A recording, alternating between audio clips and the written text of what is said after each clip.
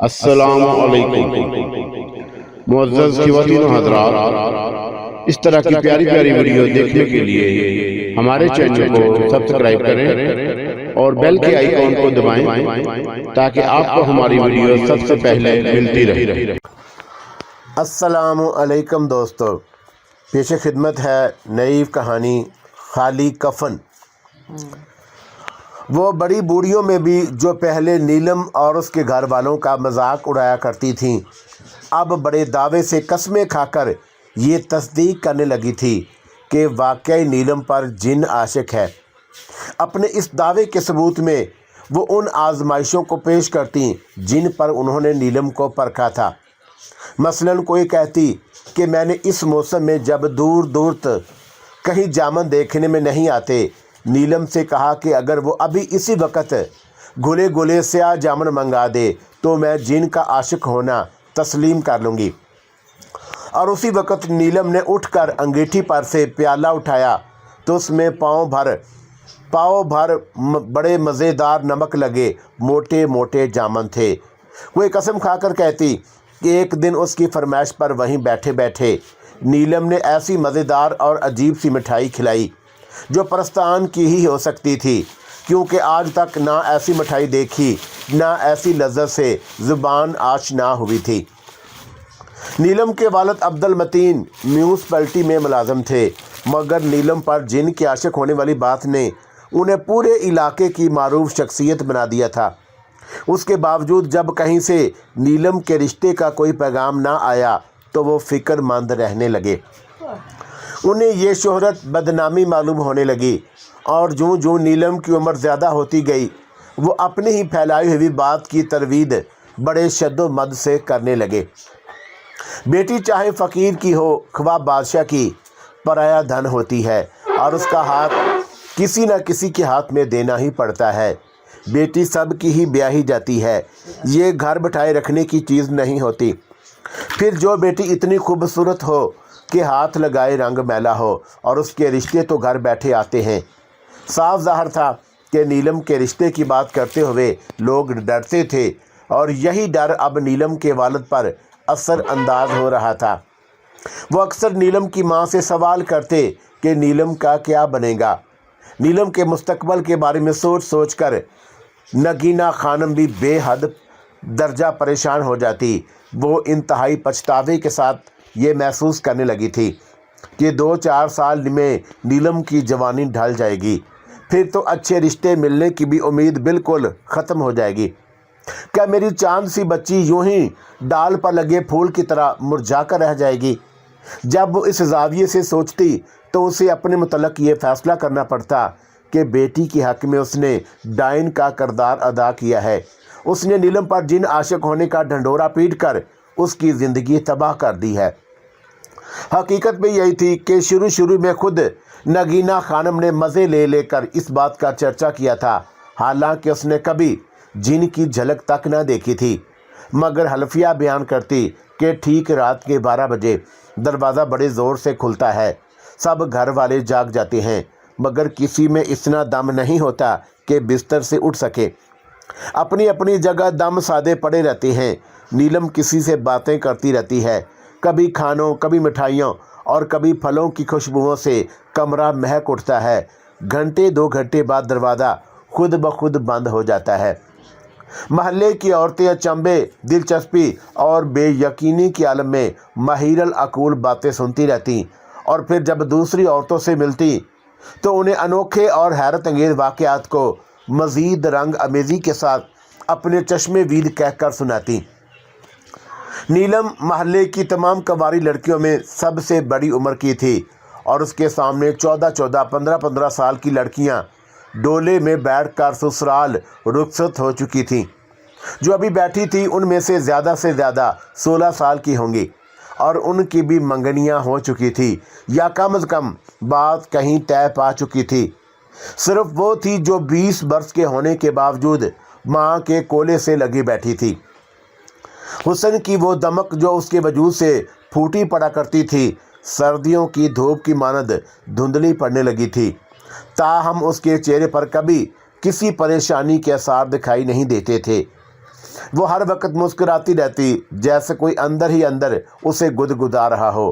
ہر جمعرات کو صبح ہی نہا دھو کر نیا جوڑا پہنتی، خوشبو لگاتی اور پھر کتنی دیر تک کمرے میں بند رہتی۔ جب پہلی مرتبہ نیلم نے یہ عمل کیا اور ساری دوپہر وہ کمرے سے باہر نہ نکلی تھی تو اس کی ماں فکر مند ہو گئی۔ وہ گلا پھاڑے نیلم کو پکارتی رہی، دروازہ پیٹ پیٹ کر اپنی ہتھیلیاں سرخ کر لی تھی، پھر بھی نیلم نے ہنکارا بھرا نہ دروازہ کھولا تو اس نے خوفزدہ ہو کر محلے والوں کو جمع کر لیا۔ سب عورتیں فکر مند ہو کر عجیب عجیب قیاس آرائیاں کرتے ہوئے بار بار دروازے کی طرف دیکھ رہی تھی۔ کبھی انہیں یہ ڈر لگنے لگتا کبھی جن باہر نکلے گا اور سب کو کھا جائے گا، کبھی ان پر یہ خوف غالب آ جاتا کہ دروازہ توڑ کر جب اندر پہنچیں گے تو نیلم مری ہوئی ملے گی، مگر جب دروازہ کھلا تو نہ جن نمودار ہوا اور نہ نیلم مری ہوئی ملی، بلکہ وہ پہلے سے بھی زیادہ خوش باش اور تر و تازہ کمرے سے باہر آئی تھی۔ اس کے بعد کئی مرتبہ نیلم نے یہی خاص عمل کیا اور اس کی ماں نے ایک دو بار جھانک کر دیکھنے کی کوشش کی کہ نیلم کمرے میں بند ہو کر کیا کرتی ہے، مگر ہر بار وہ ایسی گری جیسے کسی نے بڑے زور سے اسے دھکا دے دیا ہو۔ پھر تو اس پر ایسا خوف طاری ہوا کہ ایسے موقعوں پر وہ بند دروازے کی طرف دیکھنے تک کی ہمت نہ کر سکی۔ نیلم کی سہیلیاں بھی نیلم سے ڈرتی تھیں، ڈر کے ساتھ ساتھ انہیں رشک بھی ہوتا تھا۔ کبھی کوئی سہیلی جن کے بارے میں پوچھ بیٹھتی تو وہ بڑے چٹخارے لے کر پرستان کی باتیں سناتی۔ سردیوں کا موسم تھا، کمرے میں کوئلوں سے بھری انگیٹھی دہک رہی تھی۔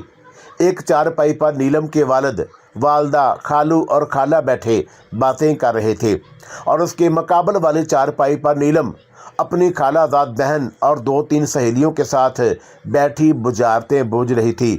اچانک نیلم کی چادر سر سے پھسل کر انگیٹھی میں جا پڑی۔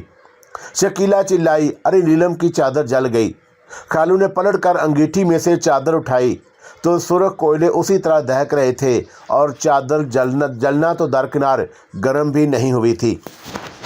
یہ دیکھ کر سب حیرت زدہ ہو گئے اور پھر ساری رات نیلم کے بچپن سے جوانی تک رونما ہونے والے واقعات دہرائے جاتے رہے۔ نیلم کے خالو نے تمام واقعات کو سچ ماننے سے انکار کر دیا۔ انہوں نے کہا کہ یہ بس فرضی قصے ہیں، جنوں بھوتوں کے اول تو وہ قائل ہی نہیں، اور بالفرض محال جنات کا ہونا تسلیم کر بھی لیا جائے تو وہ یہ ماننے کے لیے ہرگز تیار نہیں کہ کوئی جن نیلم پر عاشق ہے۔ یہ ذہنی بیماری ہو سکتی ہے اور سب لوگ وہم میں مبتلا ہیں۔ نگینہ خانم کو اپنے بہنوئی کی اس بات پر تاؤ آ گیا اور وہ بولی، بھیا مثل مشہور ہے کہ جن تن لاگے وہی جانے، اور نہ جانے تمہیں کیا پتہ ہم کس مصیبت میں گرفتار ہیں۔ علاج و معالجہ میں کسر نہیں چھوڑی، تعویذ گنڈے بھی کرا کر دیکھ لیے، دیوبند لے جا کر جھاڑ پھونک بھی بہت کرا چکے، مگر نہ نیلم کو جن کی بیماری سے نجات ملی نہ ہمارا وہم دور ہوا۔ تم ہی اس کا علاج کرا دو، آخر تمہاری بھی تو کچھ لگتی ہے۔ خالو نے مسکرا کر کہا، اور اس کا علاج بہت آسان ہے، نیلم کی شادی کر دو، جن چلا جائے گا اور وہ یہ ٹھیک ہو جائے گی۔ رشید کی بات سن کر دونوں میاں بیوی نے ٹھنڈی سانس بھری اور اداس ہو گئے، کیونکہ یہی تو وہ مسئلہ تھا جو حل ہونے میں نہیں آ رہا تھا۔ آخر بڑی سنجیدگی سے اس کے بارے میں بات چیت ہونے لگی اور رشید نے چٹکیوں میں یہ مسئلہ یوں حل کر دیا کہ نیلم کا رشتہ اس کے لڑکے نذیر سے کر دیا جائے۔ اگرچہ نذیر کسی لحاظ سے بھی نیلم کا جوڑ نہیں تھا، اس کے عادات و اطوار اچھے نہیں تھے، کبوتر بازی کا شوق اور جوا کھیلنے کی لت تھی، اکڑ باز اور گستاخ پرلے درجے کا تھا۔ یہی وجہ تھی کہ اس کی شادی ابھی تک نہیں ہو سکی تھی اور نگینہ خانم اپنے بھانجے کی بجائے کسی اچھے رشتے کی متوقع کر رہی تھی۔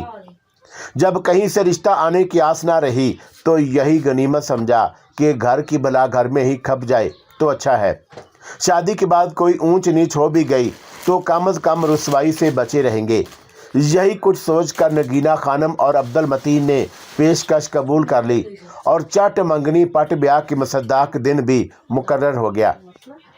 کفیل بھی نچنت ہو گئے اور نیلم کے والدین کی الجھن بھی دور ہو گئی، مگر دن مقرر کیے جانے کے بعد جو رات آئی وہ کفیل پر بہت کڑی گزری۔ وہ ساری رات تھوڑے تھوڑے وقفے سے چیختے چلاتے رہے۔ یوں ہوتا رہا کہ جیسے ان کی آنکھ لگتی کوئی ان کی چھاتی پر سوار ہو کر گلا گھونٹنے لگتا اور وہ چیخ مار کر اٹھ بیٹھتے۔ صبح ہوئی تو ان کا رنگ زرد اور آنکھوں سے وحشت ٹپک رہی تھی۔ کھانا کھانے بیٹھے تو اچانک ان کے سامنے سالن اور روٹیاں غائب ہو گئیں۔ چائے پینے لگے تو گرما گرم چائے کا پیالہ منہ پر ایسے انڈیلا گیا کہ سارا چہرہ سرخ ہو گیا۔ کسی بات کی آس لگ کر ٹوٹ جائے تو زیادہ دکھ ہوتا ہے۔ نیلم کی ماں اور باپ کو بھی اب پہلے سے کہیں زیادہ فکر ہو گئی تھی۔ ان کا خدشہ ٹھیک ہی نکلا۔ کفیل نے کھتولی جاتے ہی لکھ دیا کہ نیلم کا رشتہ نذیر سے تو نہیں ہو سکتا، کیونکہ وہ بہت آوارہ ہے اور وہ نیلم کی زندگی برباد کرنا نہیں چاہتے۔ ویسے بھی اندیشہ ہے کہ اس رشتے کے بعد ان کے تعلقات خراب نہ ہو جائیں۔ البتہ ایک بہت اچھا رشتہ مل گیا۔ بھائی عبد المتین آ کر لڑکا دیکھ جائیں۔ لڑکے کا باپ دیوبند کا پڑھا ہوا مولوی ہے۔ لڑکا گروار ہے اور بہت اچھا تعلیم یافتہ گھرانہ ہے۔ اس خط نے عبد المتین کی ٹوٹتی امیدوں کو ایک نیا سہارا فراہم کیا اور وہ کھتولی پہنچ گئے۔ لڑکا دیکھا۔ صورت و شکل کا خوب روح صحت مند نوجوان تھا۔ رسمی بات چیت کے بعد مولوی صاحب کو اپنے گھر آنے کی دعوت دی۔ وہ لوگ آئے تو نیلم کو دیکھ کر ریجھ گئے۔ نیلم دبی زبان سے اس کی شادی کے خلاف احتجاج کرتی رہی۔ اپنی سہیلیوں کی وساست سے یہ تک کہلوایا کہ اگر انہوں نے اس کی شادی کی تو اس سے ہاتھ دھونے پڑیں گے، مگر کسی نے اس کی دھمکیوں پر توجہ نہ دی۔ ایجاب و قبول کے موقع پر بڑی بوڑھیوں اور نیلم کی سہیلیوں نے ہر چند زور مارا کہ وہ ہاں کہہ دے، مگر نیلم ٹاس سے مس نہ ہوئی۔ پھر نہ جانے کس لڑکی نے نیلم کے بغل میں منہ گھسا کر ہولے سے ہوں کر دی اور ارد گرد جمع عورتیں بیک یک زبان پکاری ہاں ہو گئی۔ مختصر رسومات کے بعد نیلم کو ڈولے میں بٹھا کر سسرال رخصت کر دیا گیا اور عبد المتین نے سکھ کا سانس لیا۔ اگرچہ دل میں اب بھی بہت سے وسوسے اور دھڑکے سمائے ہوئے تھے، مگر وقتی طور پر ہی صحیح وہ اپنے فرض سے سکبدوش ہو گئے تھے۔ ان کا یہ سکون اور اطمینان دیر پا ثابت نہ ہوا، بلکہ ایک زبردست طوفان بن کر ان کی خوشیوں اور مسرتوں کو ہمیشہ کے لیے ملیا میٹ کر گیا۔ دوسرے دن وہ چند رشتہ داروں کے ہمراہ بیٹی کو لینے کھتولی پہنچے تو بیٹی کی بجائے ان کی لاش سے گلے ملنا پڑا۔ شادی کا گھر ماتم کدہ بنا ہوا تھا۔ اس نوجوان اور اچانک بلکہ حیرت انگیز موت کی خبر سنتے ہی قرب و جوار کے لوگ مولوی صاحب کے گھر جمع ہو گئے تھے۔ عورتیں اس بڑی پیکر حسینہ اور سیم تن نیلم کے دیدار کے لیے ایک دوسری پر ٹوٹ پڑ رہی تھی، جس کے متعلق یہ چرچا سنا تھا کہ اس پر جن عاشق تھا۔ مختلف قسم کی چیمگوئیاں اور قیاس آرائیاں کی جا رہی تھی۔ ہر ایک کی زبان پر یہی ذکر تھا کہ جن نے نیلم کی جان لے لی۔ مولوی صاحب نے عبد المتین کو تسلی دیتے ہوئے سارا ماجرا سنایا۔ واقعات کے مطابق جیسے ہی نیلم دلہن بنی ان کے گھر میں اتری، بار بار بتیاں بجھ جاتی رہیں۔ چراغ اور دیے تو خیر ہوا کے جھونکوں سے بڑھ سکتے تھے، مگر حیرت یہ تھی کہ لالٹین بھی گل ہو جاتی تھی۔ گھر والے اس خلاف معمول اندھیرے سے ڈر گئے۔ پھر بھی جب دلہا نے دلہن کے کمرے میں قدم رکھا تو دلہن نے دلہا کو ڈانٹ دیا کہ خبردار مجھے ہاتھ نہ لگانا، ورنہ تمہاری جان کی خیر نہیں ہوگی۔ دلہا نے حیران ہو کر اس دھمکی کی وجہ پوچھی تو دلہن نے بتایا کہ اس پر جن عاشق ہے اور جو بھی اومزاد اس پر دست درازی کرے گا، جن اسے جان سے مار ڈالے گا۔ دلہا نے اس کی ان باتوں کو مکر اور تریا چلتر پر محمول کرتے ہوئے شوہرانہ تعلقات قائم کرنے کی کوشش کی تو اسے اپنی دلہن پہلی بار شیرنی کے روپ میں نظر آئی، دوبارہ چڑیل دکھائی دی اور تیسری بار ناگن بن کر اسے لپٹ گئی۔ وہ دہشت زدہ ہو گیا اور چیخ مار کر کمرے سے باہر نکل آیا۔ مولوی صاحب بیٹی کی زبانی یہ رویداد سن کر خود دلہن کے کمرے میں گئے اور تنزن کہا، دلہن، ہم نے پہلے ہی سن رکھا ہے کہ تم پر جن عاشق ہے، لیکن ہمیں قائل کرنے کے لیے تمہیں ثبوت دینا ہوگا۔ سنا تم نے؟ اس شادی پر میں نے 30,000 روپے سے لے کر خرچ کیے ہیں۔